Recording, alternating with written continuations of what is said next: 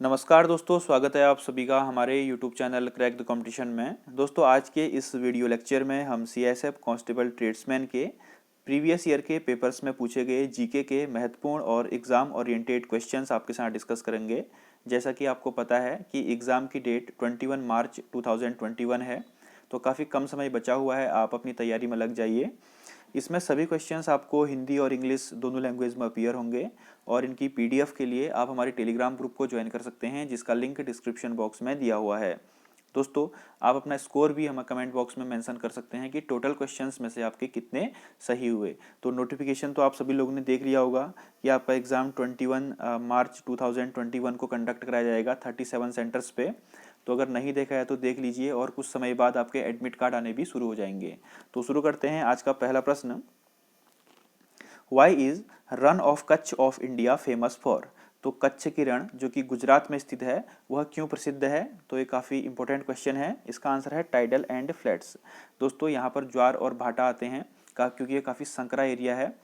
तो इसका आंसर क्या हो जाएगा? Tidal and flats, option number A.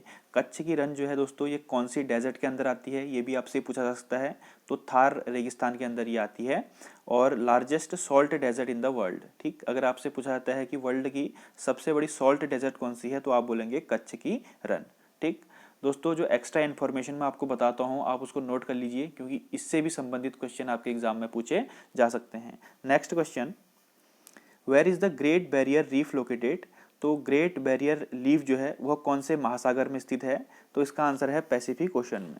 दोस्तों, ग्रेट बैरियर रीफ जो है वो वर्ल्ड की लार्जेस्ट कोरल रीफ सिस्टम है, जो कि ऑस्ट्रेलिया के नज़दीक क्वींसलैंड में स्थित है और पैसिफिक ओशन यानी कि प्रशांत महासागर के अंदर आता है। तो ऑप्शन नंबर ए इसका राइट आंसर है। अगला प्रश्न, name the British general who responsible for the Jallianwala Bagh मस्करे?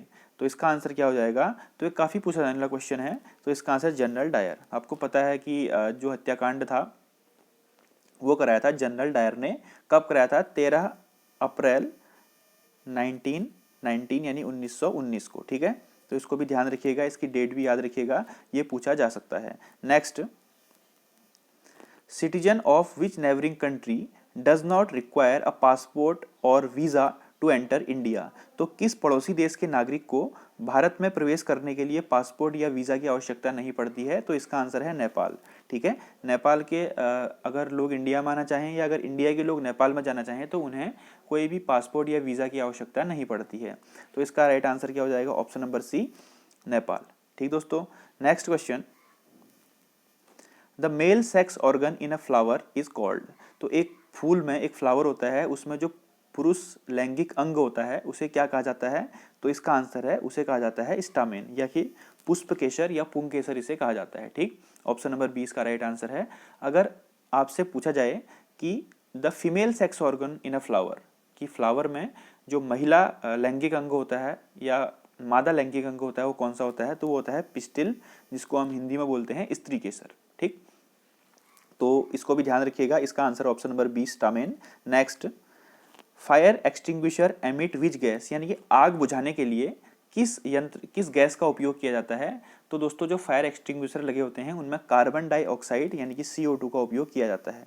ठीक है, क्वेश्चन सिंपली आपसे ये भी पूछा जा सकता है कि आग बुझाने में प्रयुक्त गैस का नाम बताइए। तो कार्बन डाइऑक्साइड जो है आग बुझाने में प्रयुक्त होती है।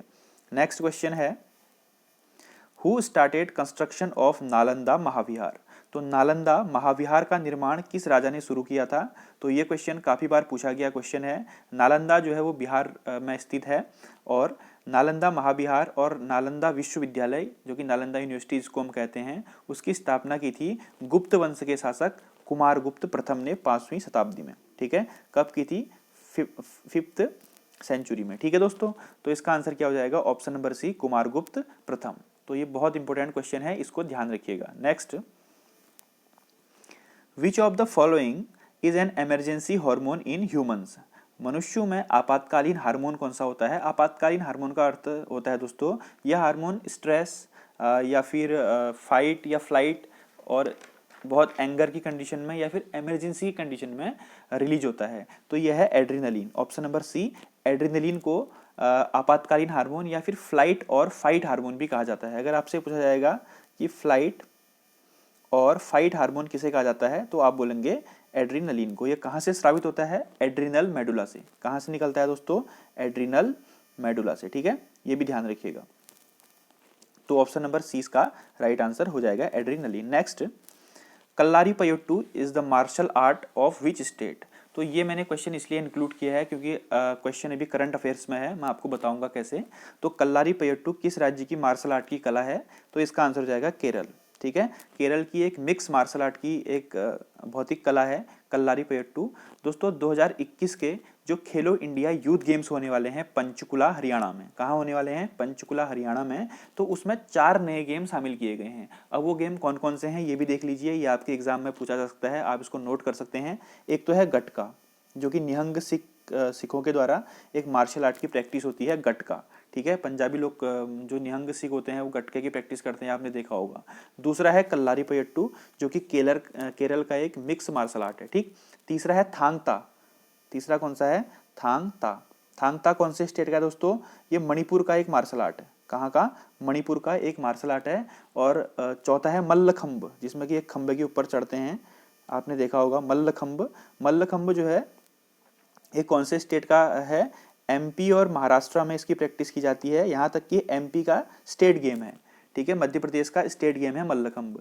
तो 2021 के खेलो इंडिया यूथ गेम्स जो कि पंचकुला हरियाणा में हो रहे हैं, उनमें कौन से 4 नए गेम शामिल किए गए हैं, कल्लारीपयट्टू जो कि केरला का है, गटका जो कि पंजाब का है, थांगता जो कि मणिपुर का है, और मल्लखंब जो कि मध्य प्रदेश और महाराष्ट्र का है। तो इतनी इन्फॉर्मेशन अगर आप ध्यान रखेंगे तो एग्जाम में यहाँ से एक क्वेश्चन जरूर बनेगा, ठीक। Next, the most abundant metal in the earth crust. तो पृथ्वी की जो क्रस्ट होती है, पपड़ी होती है, उसमें सबसे प्रचुर मात्रा में कौन सी धातु पाई जाती है। तो ये क्वेश्चन तो रिपीटेडली एग्जाम में पूछा गया था और पूछा जाता रहेगा। तो इसका आंसर है एल्यूमिनियम, ठीक है, option number C aluminium. The most abundant metal in the earth crust is aluminium. Next, which type of democracy do we follow in India. तो भारत में हम किस प्रकार के लोकतंत्र को फॉलो करते हैं या किस प्रकार के लोकतंत्र की प्रैक्टिस करते हैं। तो इसका आंसर क्या हो जाएगा दोस्तों, ऑप्शन नंबर सी रिप्रेजेंटेटिव, यानी कि प्रतिनिधि। हम जनता द्वारा प्रतिनिधि चुन के सदन में भेजते हैं, ठीक। और हमारे जो लोकसभा है उसको लोअर हाउस और जो राज्यसभा है उसको अपर हाउस कहा जाता है। राज्यसभा का सभापति कौन होता है, उपराष्ट्रपति होता है, ठीक है। प्रेजेंट में हमारे उपराष्ट्रपति हैं एम वेंकैया नायडू, तो ये भी ध्यान रखिएगा। और जो राष्ट्रपति हैं वह राज्यसभा में 12 लोगों को नॉमिनेट कर सकते हैं, 12 सदस्यों को नामित कर सकते हैं, ये भी ध्यान रखिएगा। ये एक्स्ट्रा इन्फॉर्मेशन मैं आपको बताते हुए चल रहा हूँ, आप इसको नोट डाउन कीजिएगा। अगला महत्वपूर्ण प्रश्न है, British achieved political power in India after which of the following. British ने, जो ब्रिटिशर्स थे, उनने किस युद्ध के बाद भारत में राजनीतिक शक्ति हासिल की। तो जब ब्रिटिशर्स का युद्ध हुआ battle of Plassey, battle of Plassey यानी कि प्लासी के युद्ध के बाद ब्रिटिशर्स के हाथ में भारत की राजनीतिक शक्ति आ गई। दोस्तों यहाँ से क्वेश्चन पूछा जाता है कि बैटल ऑफ प्लासी किस किस के मध्य में लड़ा गया था। तो यह 1757 में बंगाल के नवाब सिराजुद्दौला, बंगाल के नवाब सिराजुद्दौला और रॉबर्ट क्लाइव के बीच में लड़ा गया था, जो कि ब्रिटिशर्स का प्रतिनिधित्व कर रहा था रॉबर्ट क्लाइव, ठीक है। तो प्लासी का युद्ध 1757 में सिराजुद्दौला और रॉबर्ट क्लाइव के बीच में लड़ा गया था, जिसमें कि ब्रिटिशर्स जीत गए थे और भारत की राजनीतिक सत्ता उनके पास आ गई थी। Next, the thymus gland produced a hormone called. तो हमारी बॉडी में एक थाइमस ग्लैंड होती है जो थाइमोसिन नामक हार्मोन का स्रावण करती है। कौन सा हार्मोन निकलता है थाइमस ग्लैंड से, थाइमोसिन, जो कि टी सेल्स के लिए जिम्मेदार होती हैं। जो हमारी बॉडी में टी सेल्स होती हैं जो एंटीबॉडी का निर्माण, एंटीबॉडी बनाती हैं, यानी कि हमारे शरीर के प्रतिरक्षा तंत्र को मजबूत करती हैं, ठीक है। तो उसके लिए रिस्पॉन्सिबल होती है थाइमोसिन हार्मोन या फिर थाइमस ग्लैंड। और दोस्तों एक क्वेश्चन पूछा जाता है कि कौन सी ग्रंथि बुढ़ापे के दौरान गायब हो जाती है, ठीक है, ओल्ड एज में कौन सी ग्रंथि गायब हो जाती है। तो उसका आंसर क्या होगा, थाइमस ग्लैंड। जैसे जैसे एज बढ़ती है तो थाइमस ग्लैंड श्रिंक होने लगती है, सिकुड़ने लगती है, और बुढ़ापे में आने के साथ साथ ये गायब हो जाती है, ठीक। तो इतनी बात ध्यान रखिएगा। नेक्स्ट है, which vitamin are those if taken in excess can be dangerous as they stored in the body. तो कौन से ऐसे विटामिन हैं जिन्हें यदि शरीर में संग्रहित किया जाए, यानी कि इनकी ज़्यादा मात्रा ली जाए, और अगर ये हमारी बॉडी में क्या हो गए, ज़्यादा मात्रा होगी इनकी बॉडी में, तो ये बहुत ज़्यादा खतरनाक हो सकते हैं। तो इसका आंसर है option number C, vitamin A and D. तो vitamin A and D fat soluble vitamin है, ये इजीली बॉडी से एक्सक्रीट नहीं होते हैं। अगर इनकी ज़्यादा मात्रा ली जाए तो ये हमारी बॉडी में बहुत सारे डिजीज कॉज कर सकते हैं या डेंजरस हो सकते हैं हमारे लिए। बात करते हैं विटामिन की, तो विटामिन की खोज फंक ने की थी, ठीक है, फंक नामक वैज्ञानिक ने की थी। और जो विटामिन ए, डी, ई और के होते हैं, ये होते हैं फैट सॉल्युबल यानी कि वसा में घुलनशील विटामिन होते हैं। और जो बी और सी होते हैं ये वाटर सॉल्युबल यानी कि जल में घुलनशील विटामिन होते हैं। तो यहाँ से भी आपसे एग्जाम में क्वेश्चन पूछा जाता है। Next, who is the first law officer of the country. तो देश का पहला कानून अधिकारी कौन होता है, फर्स्ट लॉ ऑफिसर कौन होता है दोस्तों, उसके पद का नाम क्या होता है, अटॉर्नी जनरल, जिसे हम हिंदी में बोलते हैं महान्यायवादी, ठीक है। इसकी जो अपॉइंटमेंट है वो प्रेसिडेंट द्वारा की जाती है। कौन से आर्टिकल के तहत, तो आर्टिकल याद रखिए 676(1) के तहत, ठीक है। आर्टिकल भी याद रखिएगा दोस्तों, बहुत इंपॉर्टेंट क्वेश्चन है। प्रेजेंट में हमारे 15वें अटॉर्नी जनरल हैं के वेणुगोपाल। करंट अफेयर्स की दृष्टि से महत्वपूर्ण क्वेश्चन है के वेणुगोपाल, ठीक है। देश का अगर सेंटर की बात करें तो सेंटर का पहला कानून अधिकारी होता है अटॉर्नी जनरल। अगर राज्य की बात करें तो स्टेट का फर्स्ट लॉ ऑफिसर कौन होता है दोस्तों, एडवोकेट जनरल। स्टेट की बात करेंगे तो क्या हो जाएगा, एडवोकेट जनरल, ठीक है। राज्यों की बात करेंगे तो अगला है, what is the name of acid in an ant sting. तो जो चींटी होती है, चींटी में कौन सा, चींटी के डंक में कौन सा अम्ल पाया जाता है। तो जब चींटी डंक मारती है तो वहाँ पर रेड टाइप का बन जाता है, एक लाल लाल दाना जैसा हो जाता है। तो उस किसकी वजह से होता है, फॉर्मिक एसिड, जिसका फॉर्मूला होता है CH2O2, ठीक है। फॉर्मिक एसिड को मिथेनोइक एसिड भी कहा जाता है। Formic acid is also known as methanoic acid. तो अगर आपसे कहीं पर मिथेनोइक एसिड आएगा तो कंफ्यूज मत करना, क्योंकि फॉर्मिक एसिड और मिथेनोइक एसिड जो है वो सेम होते हैं, ठीक। नेक्स्ट, अगला प्रश्न, हु इन्वेंटेड द इलेक्ट्रोकार्डियोग्राम। तो हृदय की गतिविधियों को नापने के लिए जब आप कहीं भी अस्पताल में जाते होंगे तो इस प्रकार से वेव्स आती हैं आपके हार्ट में, ECG किया जाता है। तो ECG का फुल फॉर्म होता है इलेक्ट्रोकार्डियोग्राम।